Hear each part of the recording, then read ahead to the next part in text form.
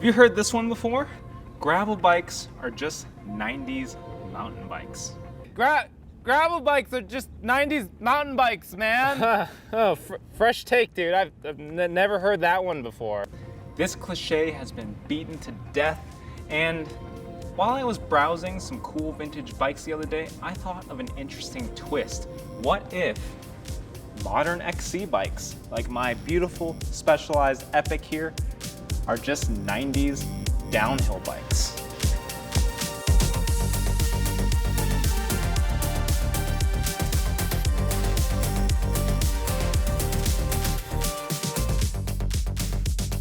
So the bike that sent me down this line of thinking is this one right here. This is Missy Giove's 1993 Yeti ARC ASLT, and it's about 25 pounds. It has short travel suspension, front and rear, and really it doesn't seem that far removed from my Specialized Epic.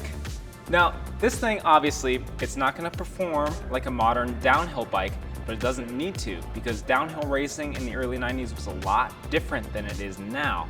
It was a lot more like downhill ski racing, and actually they had courses taped out on ski slopes.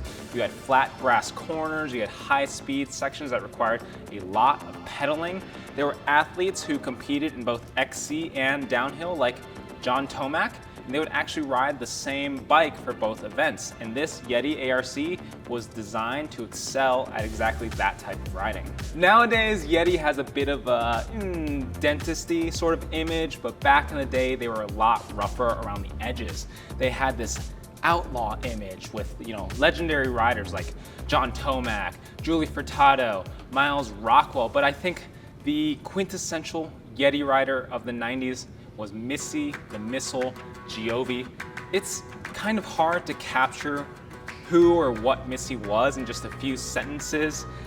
She was really fast. I like to gamble with my life. She was really aggressive on the bike. She was super tough.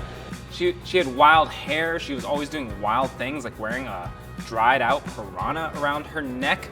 Okay, we did a video with her about 7 years ago, which I'll link in the description below. I definitely recommend checking that out because it really captures the craziness that was Missy Giove. So Missy, she rode this Yeti ARC in the 1993 Downhill World Cup season. She finished third overall, and she got third in the World Championships.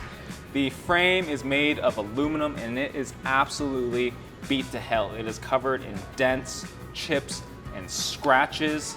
The rest of the build, though, it's actually pretty fresh, and there's an interesting reason for this.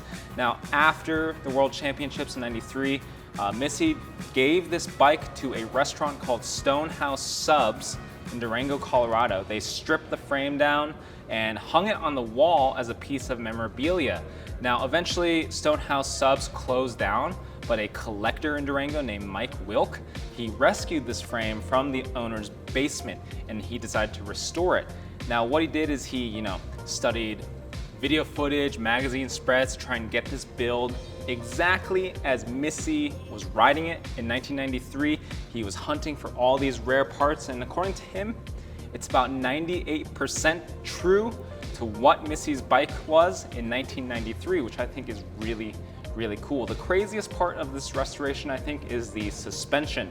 So Missy was running this sort of Frankenstein Manitou fork. It's a Manitou 2 chassis, but it's got a RockShox Judy coil spring in the left fork leg and a stack of Manitou 3 elastomers in the other fork leg. The reason they had this sort of Franken build was because it would make the fork a lot more active and hopefully better at soaking up bumps. At the rear is a custom shock. It is made for this bike by Rissy Racing in Oregon. Impressively, 20 years after Missy, donated this bike, this shock was still holding air. But Mike found out it was impossible to add air. Fortunately, Rissy actually still had parts to rebuild this shock, and they got it working again. It, only has about an inch, maybe an inch and a half on a good day of travel. The fork has 2 inches of travel, so not that much by modern standards, but pretty good for the early 1990s. Missy, she augmented that, pitiful amount of travel with these hyperlight aluminum bars. They're cut to 540. They've got this Answer ATAC stem that's 125 millimeters. Missy, she didn't use thumb shifters. She used the grip shifters here. And she also has these Onza bar ends. Now these are classic, but Missy absolutely hated these. As soon as I walked out of the pit, these bitches came off.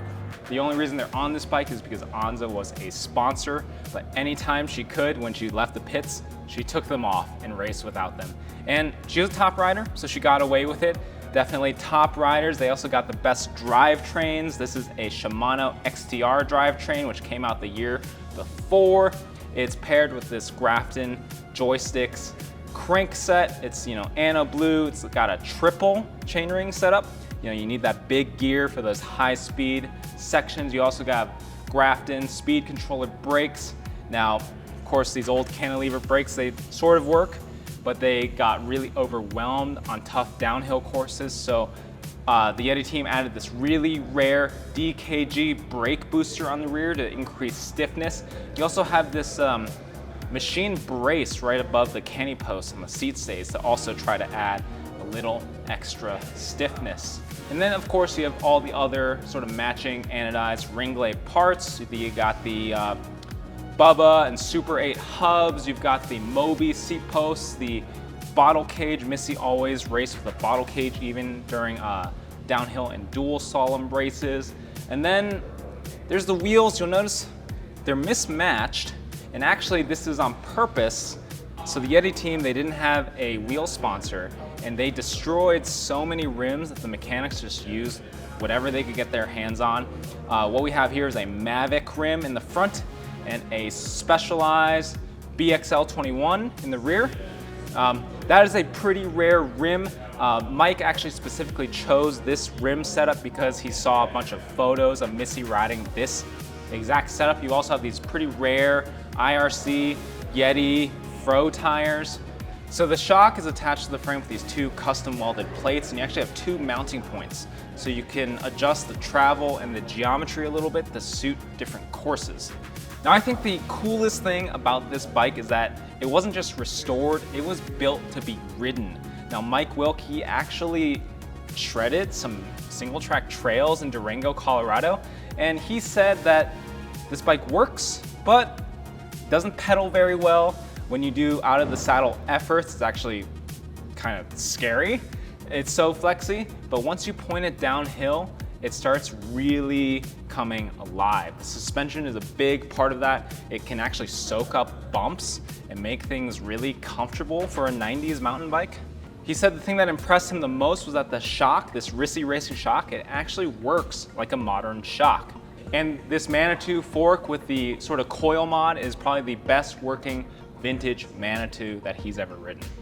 That said, a modern XC mountain bike would definitely annihilate this thing on any trail, downhill or up. I mean, I can probably think of several gravel bikes that would smoke this thing on a downhill trail. So maybe that whole thing about gravel bikes being 90s mountain bikes, it's, yeah, kind of true. But even still, 30 years ago, this bike was the baddest downhill bike in the business, and it gave riders a glimpse of what the future would hold. It was the perfect weapon for a rider like Missy the Missile Giove. Now I want to thank Mike Wilk for restoring this bike and Nick Martin for letting us feature it on Vintage Finds. If you have a vintage find that you would like to share, let us know. We want to see it. And don't forget to like and subscribe. We'll see you next time.